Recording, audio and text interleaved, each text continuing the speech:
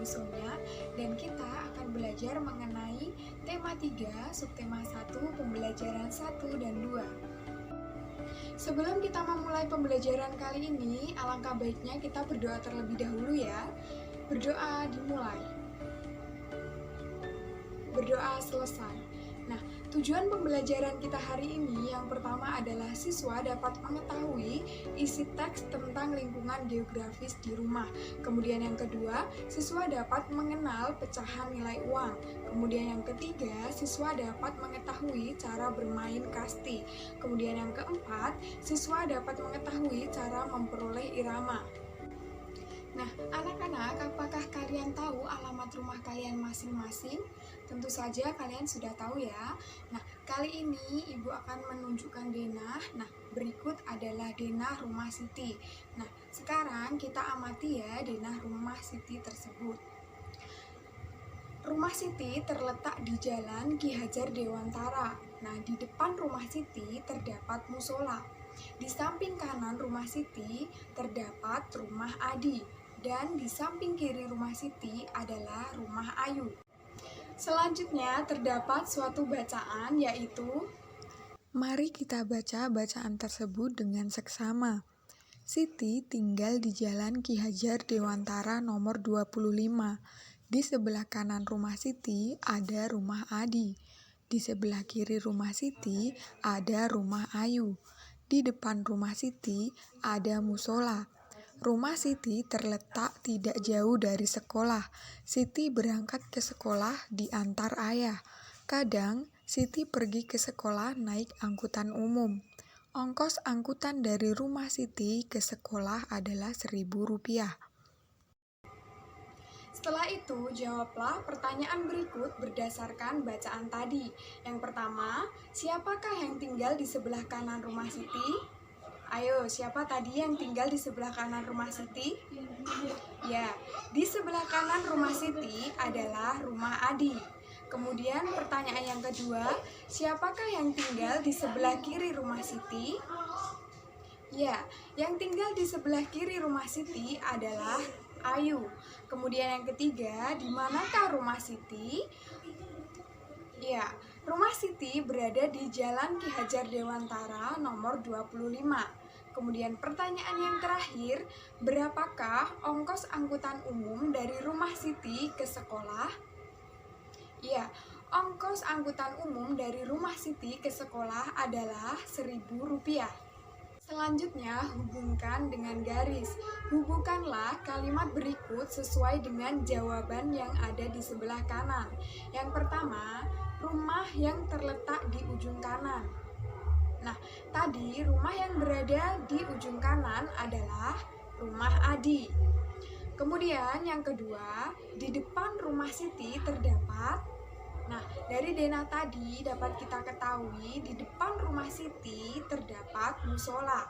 Kemudian yang ketiga, rumah yang terletak di ujung kiri adalah, ya, rumah Ayu. Kemudian yang keempat, rumah yang terletak di antara rumah Ayu dan rumah Adi adalah, nah, dapat kita ketahui dari denah tersebut bahwa rumah Siti berada di antara rumah Adi dan juga rumah Ayu. Setiap hari Siti mendapatkan uang saku. Uang saku Siti terdiri atas berbagai pecahan uang. Siti selalu menyimpan uang sakunya. Selanjutnya kita akan membahas mengenai pecahan uang, yaitu pecahan uang logam. Seperti yang kita tahu, pecahan uang logam terkecil adalah Rp100. Kemudian, pecahan uang logam terbesar adalah Rp1.000. Nah, hari ini kita akan belajar mengenai pecahan uang logam. Nah, jenis-jenis uang logam yang pertama, uang logam Rp100. Nah, jika anak-anak ingin menuliskan uang logam Rp100, maka bisa ditulis dengan Rp100,00 yang dibaca Rp100. Kemudian yang kedua, pecahan Rp200. Jika anak-anak ingin menuliskan uang Rp200, yaitu dengan Rp200,00 yang dibaca Rp200. Dan kemudian yang ketiga, pecahan Rp500. Jika anak-anak ingin menulis uang Rp500, maka anak-anak bisa menulisnya dengan Rp500,00 yang dibaca Rp500. Kemudian yang terakhir adalah pecahan uang Rp1.000. Jika anak-anak ingin menuliskan uang Rp1.000, maka anak-anak dapat menuliskan Rp1000,00 yang dibaca Rp1.000. Selanjutnya kita akan belajar tentang membandingkan uang logam. Nah, di sini Ibu punya dua uang logam. Yang pertama ada uang sebesar Rp1.000 dan yang kedua ada uang sebesar Rp500. Nah, gimana cara kita membandingkan kedua uang tersebut? Nah, membandingkan itu dapat kita tulis dengan lebih dari, lebih banyak, lebih sedikit, atau bisa juga ditulis kurang dari. Nah, dari uang logam Rp1.000 dan Rp500 itu kita dapat bandingkan seperti apa? Ya, jadi kita bisa bandingkan Rp1.000 lebih dari Rp500, atau bisa juga kita bandingkan Rp1.000 lebih besar daripada Rp500. Selanjutnya, Ibu punya dua pecahan uang, yaitu Rp200 dan juga Rp500. Nah, gimana kita membandingkan kedua pecahan tersebut? Ya, kita dapat membandingkan pecahan tersebut dengan Rp200 lebih sedikit daripada Rp500, atau Rp200 kurang dari Rp500. Kemudian Ibu punya uang logam Rp100 dan juga Rp1.000. Nah, kira-kira Rp100 itu lebih besar atau lebih kecil daripada Rp1.000? Ya, benar. Jadi, Rp100 itu lebih kecil daripada Rp1.000. Selanjutnya, kita akan belajar mengurutkan pecahan uang logam. Nah, di sini Ibu memiliki 3 uang logam yang bernilai Rp500, Rp100, dan juga Rp200. Nah, kita akan mengurutkan ketiga uang logam tersebut. Nah, kira-kira jika diurutkan dari yang terkecil terlebih dahulu, maka urutannya bagaimana? Ya, yang pertama urutan terkecil adalah Rp100. Kemudian urutan terkecil kedua adalah Rp200. Dan kemudian urutan ketiga adalah Rp500. Jadi, jika diurutkan dari yang terkecil, maka urutannya adalah Rp100, Rp200, dan Rp500. Dan jika diurutkan dari yang terbesar, maka kebalikannya, yaitu Rp500, kemudian Rp200, dan Rp100. Di depan rumah Siti terdapat musola. Nah, di sana terdapat kentongan yang dibunyikan saat waktu sholat tiba. Kita bisa membuat bunyi kentongan yang bervariasi. Bunyi yang teratur itu disebut dengan irama. Banyak ketukan dalam setiap ruas disebut birama. Nah, di sini anak-anak bisa belajar tentang irama dan birama dengan tepuk tangan dan hentakan kaki. Jika ada tanda T, maka nanti kalian tepuk tangan, dan jika ada tanda K, maka kalian hentakkan kaki. Misalnya, terdapat TKK, maka kalian tepuk tangan, hentakkan kaki, hentakkan kaki. Kemudian jika ada KTT, maka kalian hentakkan kaki, tepuk tangan, dan tepuk tangan. Lakukan kegiatan seperti gambar di bawah ini untuk mendapatkan irama. Nah, beberapa irama itu dapat digabungkan. Di sini ada irama yaitu tak, tek, tong, di mana bunyi tek itu diperoleh dari 2 tongkat yang dipukulkan. Sedangkan bunyi tong itu berasal dari kentongan yang dipukul, sehingga menghasilkan irama tek, tek, tong.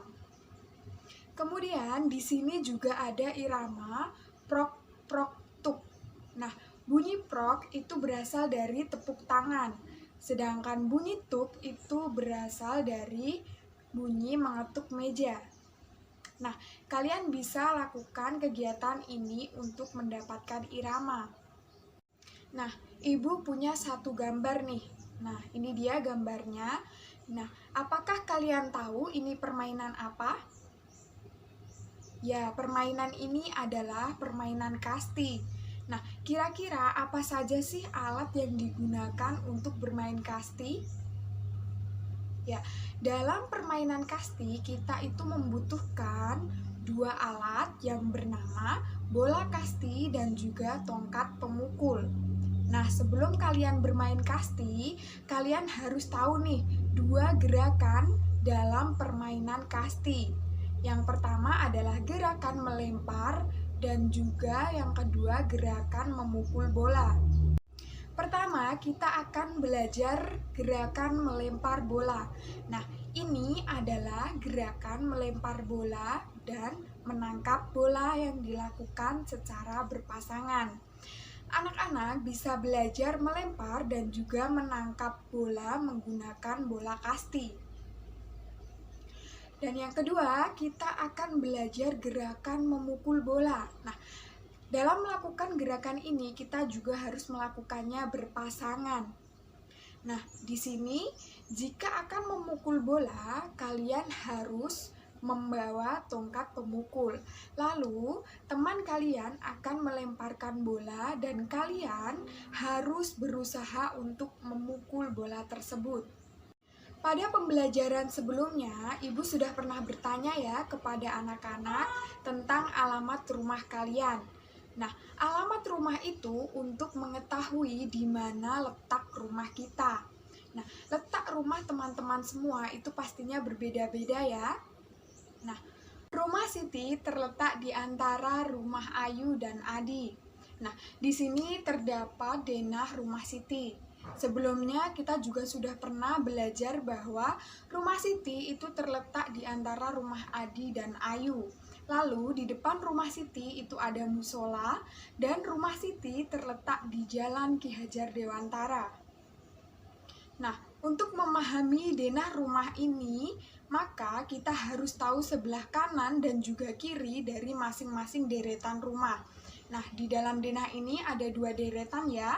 Yang pertama deretan atas, yang ini, kemudian yang kedua ada deretan bawah. Nah, kita kenali terlebih dahulu sebelah kanan dan kiri dari masing-masing deretan. Untuk deretan rumah atas, sebelah kanan itu terletak di sini. Dan sebelah kirinya itu terletak di sini. Untuk deretan bawah, letak kanan dan kiri itu kebalikan dari deretan atas. Jadi, di sini adalah letak kanan dan di sini adalah letak kiri. Nah, setelah mengetahui letak kiri dan juga kanan dari denah tersebut, sekarang Ibu punya 10 pertanyaan. Yang pertama, di samping kanan rumah Ayu adalah rumah. Kita lihat denah yang tadi, di samping kanan rumah Ayu itu adalah rumah siapa? Ya, di samping kanan rumah Ayu adalah rumah Siti. Kemudian pertanyaan yang kedua, di samping kiri musola adalah rumah. Nah, iya, di samping kiri musola itu adalah rumah Bayu. Kemudian pertanyaan yang ketiga, di samping kiri rumah Siti adalah rumah. Ya, di samping kiri rumah Siti adalah rumah Ayu. Kemudian pertanyaan keempat, di samping kanan rumah Adi adalah rumah. Ya, di samping kanan rumah Adi adalah rumah Budi. Kemudian pertanyaan yang kelima, di depan rumah Bayu adalah rumah. Ya, di depan rumah Bayu adalah rumah Adi. Kemudian pertanyaan yang keenam, di depan Posyandu adalah rumah. Ya, di depan posyandu itu adalah rumah Budi.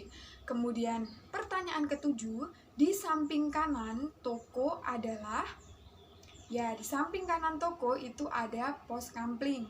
Kemudian yang kedelapan, di depan rumah Rama itu adalah, ya, di depan rumah Rama itu ada pos kampling. Kemudian yang kesembilan, di depan toko adalah rumah, ya, di depan toko itu adalah rumah Ayu. Kemudian yang terakhir, di samping kiri rumah Adi itu adalah rumah, ya, di samping kiri rumah Adi itu adalah rumah Siti. Sekian pembelajaran kita hari ini. Semoga pembelajaran kita hari ini dapat bermanfaat. Dan jangan lupa tetap semangat dan juga jaga kesehatan. Dan jangan lupa tetap belajar. Semoga kita dapat bertemu lagi dalam video pembelajaran selanjutnya. Sekian, wassalamualaikum warahmatullahi wabarakatuh.